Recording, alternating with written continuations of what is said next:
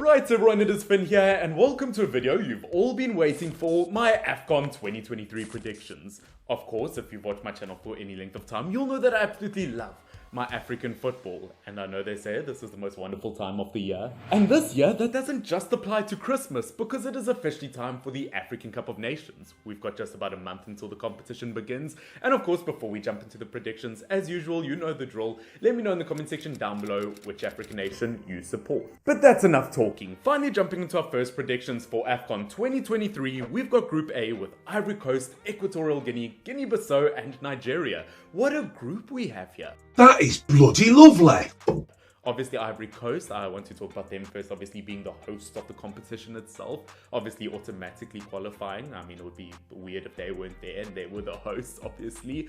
I do think hosting the competition had its ups and downs. Obviously, I didn't think they had the pressure on them in the Afcon qualifiers. They didn't necessarily perform very well. But in World Cup qualifiers, they've seriously had, like a software upgrade, scoring 11 goals in their first 2 games, conceding 0. I think Ivory Coast has potential to deliver on home turf. Obviously, looking at Equatorial Guinea, currently 9 games unbeaten at the moment, and we can't sleep on them. Looking at Guinea-Bissau, once again, they're probably on my least favourites in this group to kind of perform, although they did beat Nigeria in the Afcon qualifiers, who are also in this group. Obviously, looking at Nigeria overall, once again, they are such a talented team. I mean, they've got the attacking power of a Ferrari, but they seem to have the defensive ability of a 2-legged sausage dog. He's out of line, but he's right. I haven't been impressed in the World Cup qualifiers. Drawing against both Zimbabwe and Lesotho just isn't good enough, considering the talent in this team. But overall, if I did have to select a favourite to win this group overall, obviously the way the group works in the Afcon is the top 2 automatically make it through, and I believe the 4 best third place teams kind of battle it out as well. But obviously I think the winner of this group, I could go for Nigeria here, but I'm going to go for Ivory Coast. You idiot. You're honestly an idiot. I think on home turf they could deliver here. I think overall they're more balanced than Nigeria. It just depends what version of them comes out, whether it's the Afcon qualifier version or the World Cup qualifier version.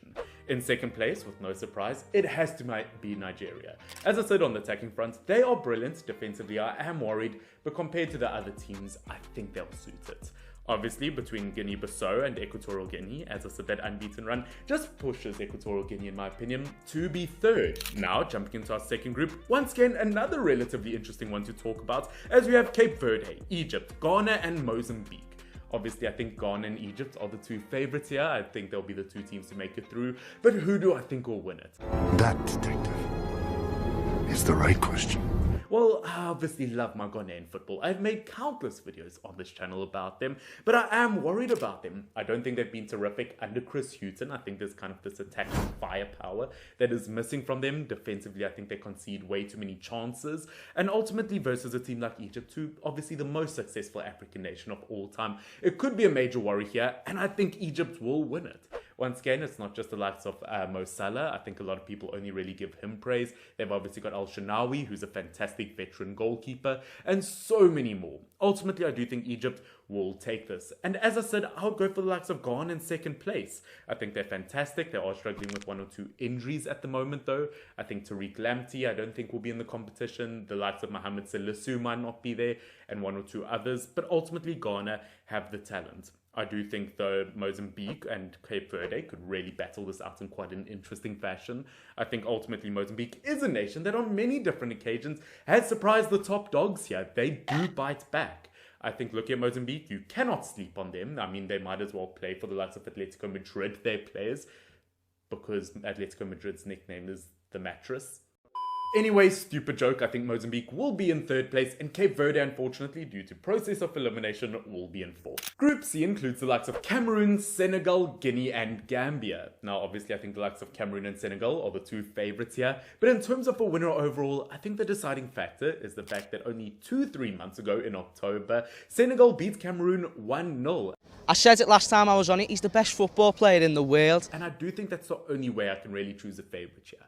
I think both teams are absolutely fantastic. Obviously, Senegal, a lot of their top players have moved to countries such as Saudi Arabia, where they are playing their football. I'm not sure how competitive the leagues are there, whether it's improving their abilities or not. But ultimately, looking at Senegal, I just think they've proven on enough occasions that they can do it. I think they're weirdly enough better versus top opposition as opposed to bottom opposition. I feel like they can sleep on bottom opposition and lose weird points. But ultimately, I do think Senegal will win this one. I think Cameroon will come in second. It's a pity they've got one or two injuries. And in third and fourth place, once again, I'm going to go for Guinea in third and Gambia in fourth. I'm sorry, Gambia. I think you guys have a decent team, but conceding 7 goals in your last 3 shows that you're a bit leaky in defense, almost as leaky as Roy Hodgson. So, you know, let's not take the piss here. And looking at Guinea once again, I think they've got a fantastic squad that when they switch on, they can perform. Once again, I think Garassi is a really top striker. He hasn't shown it at national level yet, but I do think this is a competition where he'll switch it on. We've got Group D next with Algeria, Angola, Mauritania, and Burkina Faso. Once again, an absolutely fantastic group to look at. I feel like there's a lot of headroom for different things to happen here, but ultimately the winner has to be Algeria. Looking at them, they were absolutely terrific in the Afcon qualifiers. I think they went totally unbeaten, only 1 draw. And in the World Cup qualifiers so far, once again, unbeaten. Who did actually beat you? They are a fantastic footballing nation that, once again, I don't feel like enough people give them the recognition they deserve. Ultimately, they need to win this group. In terms of second place, though, between Burkina Faso and Angola, in my opinion, I do think it has to be Burkina Faso. They've got a fantastic squad. Obviously, Bertrand Traoré used to kind of head all their talents up front, but now they have Atara from Bournemouth. They've also got the likes of Tapsoba, who's absolutely brilliant. They've got Kofi as a goalkeeper. Does anybody want coffee? This Burkina Faso team, once again, absolutely filled with stars, and I think they'll deliver. In terms of third, as I said, I am going to go for the likes of Angola. I think defensively, they could be very strong versus opposition like this. They've gotten 3 0-0 draws in a row at this point. Boring.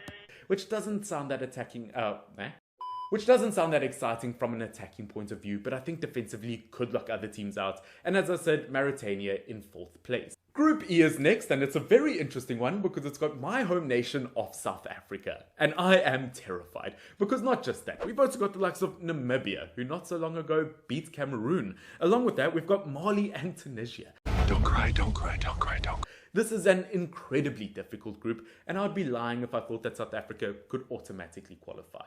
I do think South Africa will be that 3rd place group. They'll kind of fight amongst the other 3rd place groups here, because look at Mali and Tunisia, I just think they're way too strong. Look at Mali, they've got so much talent at the moment, although once again, Bassoum in the midfield in the Premier League has seen more red than Paul Pogba did on his doping tests. But ultimately, Mali have a very solid team at the moment, and I do think they edge it over South Africa. Although I do think they'll be in 2nd place, because in 1st, I have to put Tunisia. Obviously beat France in the recent World Cup. We've seen lots of talent from them over the last 2-3 years. I think people have really underestimated them, especially when they have had injuries. They've kind of looked at that as a team, that is how they perform as a whole. But when every single player is fit, I do think Tunisia is the best. And finally, we have Group F. Of course, if you guys have enjoyed this video so far, don't forget to subscribe down below because I can promise you a lot of Afcon content is on its way. But look here at Group F, we've got Morocco, the DRC, Tanzania, and Zambia. What a group. Obviously, look at Morocco, the furthest an African nation has ever made it at a World Cup, but they're in a serious transition phase at the moment. A lot of their top players are kind of moving to lesser leagues, if I can call it that. So once again, we're not quite sure what the quality will be like from their players. But ultimately, once again, I'd be lying to myself if I didn't think Morocco would win this group. They've got so much talent in there, and it's not just going to disappear over the last year.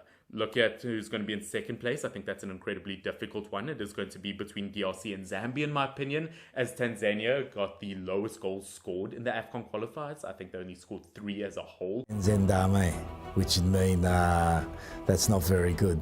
Who are they? Manchester United. But ultimately, looking at the DRC and Zambia, I do like the DRC. They've got great players, but they haven't been as consistent as I'd like them to be. So, of course, I do think 2nd place in this group and who will automatically qualify will be the likes of Zambia. Once again, we saw them in the Afcon qualifiers, especially versus the Ivory Coast on the attacking front. They almost play, I don't want to say a tiki-taka style of football, but I am going to say that. They are incredibly good on the ball. They are incredibly fast when it comes to the counter-attack, and I think they could do something here. But But of course, ladies and gentlemen, that is it for my Afcon 2023 group stage predictions. Of course, let me know in the comment section down below what you think I got wrong. Let's be honest, there will be a lot of comments saying that. You kind of get used to it. But ultimately, guys, I hope that you did enjoy this video. Do subscribe for more Afcon content, and I'll see you all very, very soon. Finn, FYNN, cheers.